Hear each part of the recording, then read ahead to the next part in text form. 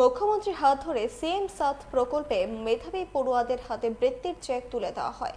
রাজধানীর টাউন হলে অনুষ্ঠানে মুখ্যমন্ত্রী ছাড়াও উপস্থিত ছিলেন শিক্ষা দপ্তরের অধিকর্তা এনসি শর্মা, এসসিইআরটি অধিকর্তা এল ডার্লং। এই প্রকল্পের মাধ্যমে সুবিধাভোগী পড়ুয়াদের হাতে স্কলারশিপ তুলে দিয়ে তাদের উজ্জ্বল ভবিষ্যৎ কামনা করেন মুখ্যমন্ত্রী। অনুষ্ঠানে বিভিন্ন জায়গা থেকে আগত ছাত্রছাত্রী ও শিক্ষক শিক্ষিকারা অনুষ্ঠানে উপস্থিত ছিলেন।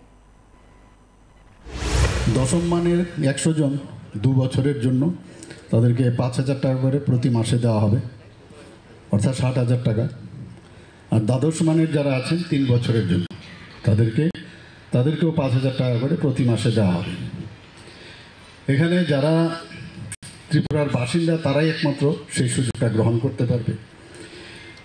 এবং এখানে যে বলা হয়েছে ব্লক স্তরে প্রায় 152 জনকে এবং নগর পঞ্চায়েতে 12 জনকে এবং পৌর পরিষদ যেটা সেটা 26, অর্থাৎ মিউনিসিপ্যালিটি থেকে 26 জন এবং আগরতলা মিউনিসিপ্যাল কর্পোরেশনের থেকে 10 জন, অর্থাৎ মোট 10 জন লাভার্থীকে সবসময় প্রতি বছর এটাকে সিলেকশন করা হবে।